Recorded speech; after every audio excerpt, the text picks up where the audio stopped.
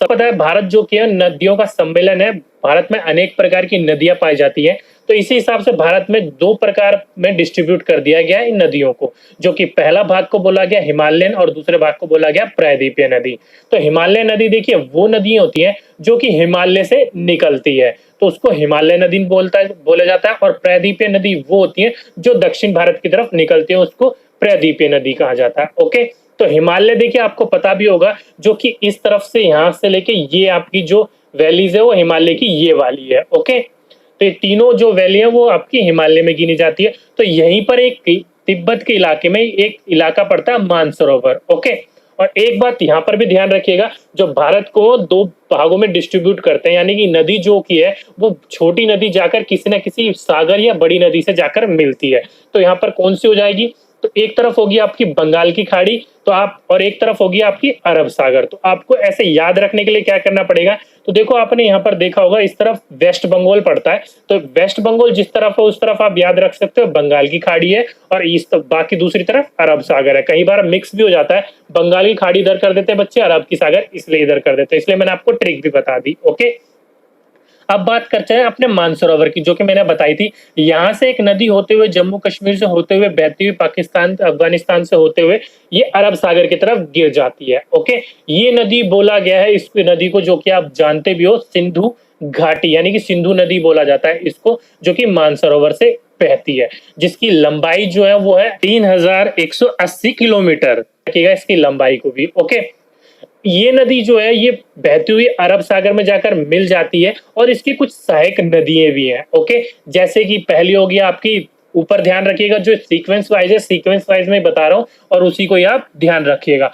पहले आपकी सहायक नदी होगी झेलम, दूसरी होगी चिनाब, तीसरी होगी रावी, चौथी होगी आपकी व्यास, और पांचवी होगी आपकी सतलुज। तो इसी लाइन में आप ध्यान रखिएगा, अगर आपसे पूछ सकते हैं प्रश्न कि सिंधु घाटी या सिंधु नदी की सहायक नदियां कौन कौन सी है, क्रम अनुसार लगाइए, तो क्रम उनका यही होगा, झेलम आपका जो मैंने आपको क्रम बताया, झेलम, चिनाब, रावी, व्यास और सतलुज। तो ये ध्यान रखिएगा इसका क्रम। ओके, और एक आपसे यहां से ये पूछा जा सकता है कि सतलुज नदी पर कौन सा बांध बनाया गया है, जो भारत का सबसे ऊंचा बांध है। ध्यान रखिएगा, अगर आपसे ये पूछा जाए भारत का सबसे ऊंचा बांध किस नदी पर है, तो वो सतलुज नदी पर है, जो कि भांगरवाड़ा बांध कहा जाता है इसको। ओके, तो यही जो बांध है वो सतलुज नदी पर बनाया हुआ है। अब बात कर लेते हैं सिंधु नदी के बारे में। देखिए सिंधु नदी आपको पता भी होगा, सिंधु नदी समझौते के बारे में आपने बहुत सुना होगा, जो कि 1960 में जवाहरलाल नेहरू के समय हुआ था, जो कि आपने देखा होगा जो सिंधु नदी है वो इंडिया से बहुत कम होकर गुजरती है, ज्यादातर पाकिस्तान में ही है। तो लेकिन जो वो आपके समझौता हुआ था इंडिया पाकिस्तान के बीच में, वो समझौते में उन्होंने ये कहा था कि सिंधु, झेलम और चिनाब, ये जो 3 नदी है, इन तीनों नदी का 80% पानी जो यूज करेगा वो पाकिस्तान यूज करेगा, और 20% पानी इंडिया यूज करेगा। बाकी 3 नदी बच गई आपकी रावी, व्यास और सतलुज। इन तीनों नदी का 80% पानी इंडिया यूज करेगा और 20% पानी पाकिस्तान यूज करेगा, यानी कि बिल्कुल अपोजिट है। तो ये हुआ था सिंधु का जो कि समझौता हुआ था इंडिया पाकिस्तान के बीच में। ओके, अब बात कर लेते हैं कुछ दूसरी नदियों के बारे में। देखिए उत्तराखंड में यहाँ पर गंगोत्री, यहाँ से निकलती है हमारी गंगा, और निकलते हुए बिहार, यूपी, झारखंड की तरफ से बहती हुई चली जाती है आपकी ये बंगाल की खाड़ी में, बांग्लादेश होते हुए। ओके, तो जिसकी हाइट अगर आपसे पूछी जाए कि इंडिया की यानी कि सबसे लंबी नदी कौन सी है, तो इंडिया की सबसे लंबी नदी आपकी यही होगी गंगा, जिसकी लंबाई क्या है 25-25 मीटर। ओके, सॉरी 25-25 किलोमीटर, ये इसकी लंबाई है, ध्यान रखिएगा। ओके, अब बात कर लेते हैं देखिए इसके आगे। तो ये नदी जो जाती है, इसको यहाँ से गंगोत्री से जब निकलती है और ये जाकर जब बांग्लादेश में चली जाती है, तो बांग्लादेश में इसको अलग नाम से जाना जाता है, इस बात को ध्यान रखिएगा। इंडिया में इसे गंगा कहा जाता है और बांग्लादेश में इसको पद्मा बोला जाता है, और जाकर कहाँ मिल जाती है, बंगाल की खाड़ी में। उत्तराखंड के इसी के साइड से एक और नदी निकलती है, जो कि आगे जाके इलाहाबाद, प्रयाग, जो कि मैंने आपको बताया भी था, जो कि गुप्त काल की उस टाइम ये उनका राजधानी बनी थी। तो ये नदी यहाँ से निकलकर प्रयाग, इलाहाबाद में जाकर गंगा के साथ मिल जाती है। ओके, और इसकी जो लंबाई है वो 1310 किलोमीटर है, ध्यान रखिएगा। यमुना, आगे जाकर ये यमुना के साथ मिलकर ये भी यानी गंगा के साथ मिलकर ये भी जाकर कहाँ पर चली जाती है, वो बंगाल की खाड़ी में। ओके, अब बात करते हैं मानसरोवर।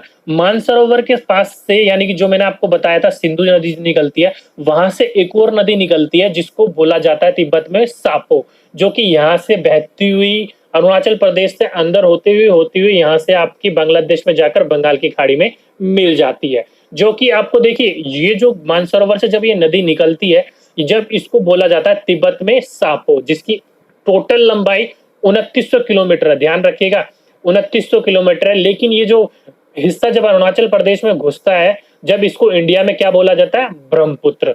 तो ध्यान रखिएगा, इसको तिब्बत में बोला जाता है सापो, इंडिया में घुसने के बाद इसको इंडिया में बोला जाता है ब्रह्मपुत्र। जब इंडिया में ये प्रवेश करती है तो इंडिया में इसका टोटल 915 किलोमीटर का हिस्सा ही आता है। ओके, बाकी सारा हिस्सा कहाँ आ जाता है, वो सापो के अंदर ही रहता है, यानी कि तिब्बत में रहता है। और जब ये भारत से निकल कर बांग्लादेश में जाती है तो बांग्लादेश में इसको अलग नाम से जाना जाता है, जो कि बांग्लादेश में इसको बोला जाता है जमुना।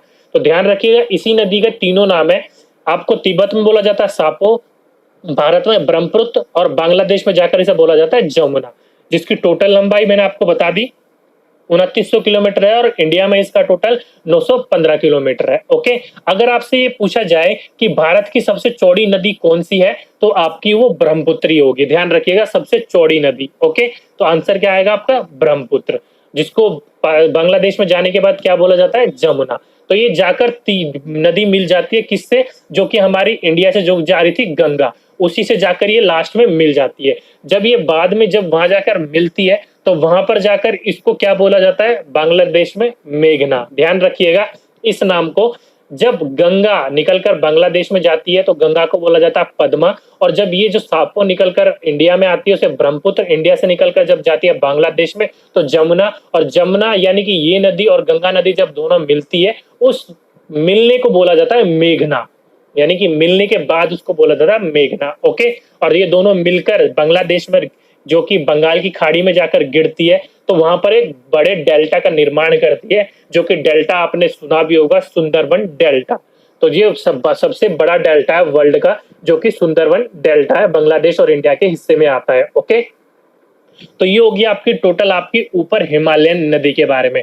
कुछ नदी एक दो और बता देता हूं, जैसे कि यहाँ पर देखो आपकी अरावली है, अरावली पर्वत आपको पता भी होगा, जो कि दिल्ली इस पर स्थित है, और सबसे ऊंची चोटी अरावली की कौन सी है, और रायसेना हिल है, और सबसे प्राचीन पर्वत भी बोला जाता है इसको। और रायसेना हिल पर हमारा क्या बन रखा है, जो कि राष्ट्रपति भवन बन रखा है, मैंने आपको प्रश्न बताया भी था। ओके, यहाँ से एक नदी निकलती है जिसका नाम है लूनी।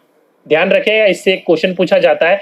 ये लूनी नदी जब निकलती है, ये ना ही किसी बड़े सागर में जाकर मिलती है, ना ही बड़े किसी नदी में जाकर मिलती है। ओके, ये कच्छ के तल में जाकर लुप्त हो जाती है। ध्यान रखिएगा, आपसे एक प्रश्न यहाँ से ये बन सकता है कि कच्छ के तल में जाकर कौन सी नदी लुप्त हो जाती है, तो वो लूनी नदी है। ध्यान रखिएगा। ओके, ये होगी आपकी सारी ऊपर हिमालयन नदी के बारे में बात। ओके, और मैंने आपको जो बताया गंगा की सहायक नदी कौन सी है, जमुना, और इसके अलावा बहुत और भी सहायक नदियां हैं, जैसे कि आपके यहाँ पर जो कि ये यमुना, ये गंगा की, जैसे कि आपकी शोक नदी होगी बिहार की, जो कि मैंने आपको बताया था, कोसी, ऐसे करके छोटी मोटी नदियां बहुत है, इस तरह से मिलती हैं, लेकिन उसके बारे में इतने प्रश्न नहीं पूछे जाते। जो मेन थी वो मैंने आपको बता दी।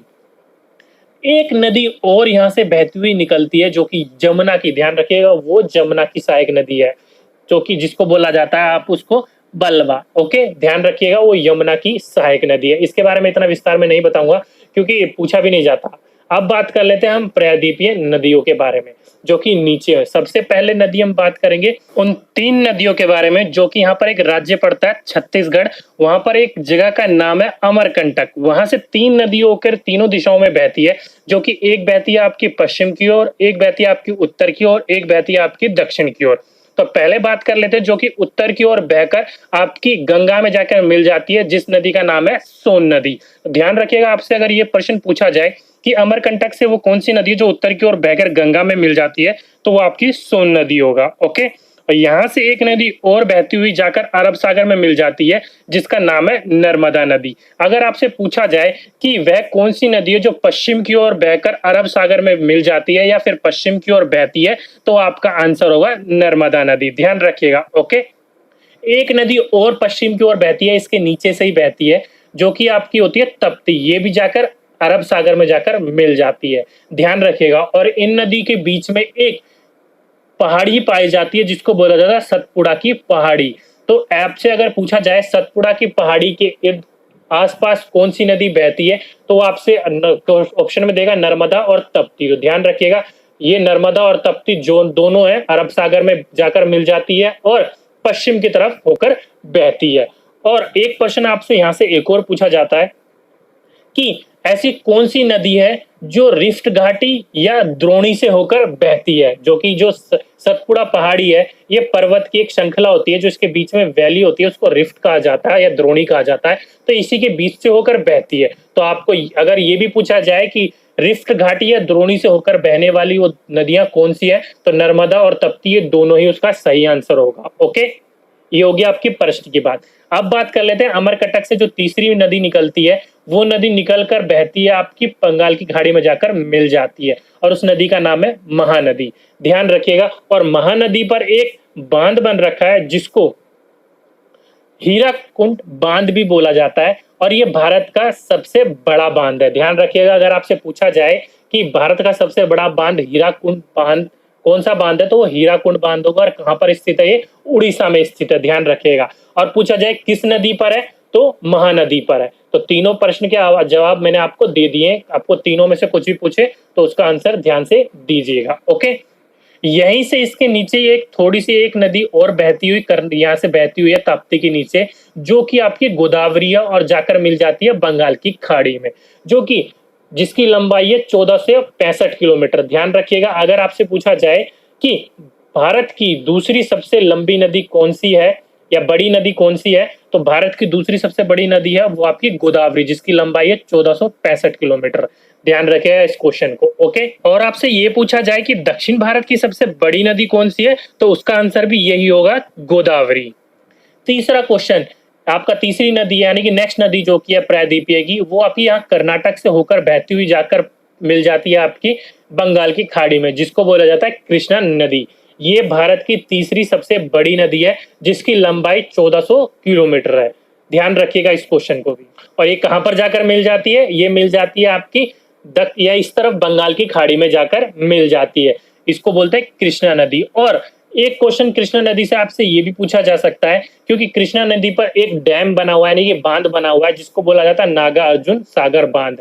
तो नागा अर्जुन सागर बांध किस पर बना हुआ है, वो आपका कृष्णा नदी पर बना हुआ है। तो इस क्वेश्चन को भी ध्यान रखिएगा। ओके, नेक्स्ट बात कर लेते हैं, इसके नीचे एक और नदी जा रही होगी और वो भी जाकर मिल जाती है कहां, बंगाल की खाड़ी में, जिसको बोला जाता है कावेरी नदी। अगर आपसे पूछा जाए भारत की, यानी कि ये नंबर तो मैं नहीं बता सकता क्योंकि इससे छोटी नदियां और भी हैं और इससे थोड़ी बड़ी नदियां और भी है, तो ये काफी नीचे जाकर मिल जाती है। अगर आपसे पूछा जाए भारत की पहली सबसे बड़ी नदी कौन सी है, तो गंगा, दूसरी गोदावरी, तीसरी कृष्णा, चौथी यमुना। ओके, अब बात कर लेते हैं लास्ट यानी कावेरी, जिसकी लंबाई है 805 किलोमीटर, जो कि मिल जाती है कहां पर, बंगाल की खाड़ी में। और यहां पर अगर आपसे पूछा जाए शिव सुंदरम जल प्रपात कहां पर होता है, तो कावेरी नदी पर ही होता है। और कावेरी नदी से एक क्वेश्चन और बहुत पूछा जाता है कि आपने देखा भी होगा, जो पिछली बार केवीएस का एग्जाम हुआ था उसमें एक क्वेश्चन पुटअप भी हुआ था कि तमिलनाडु और कर्नाटक या फिर आपका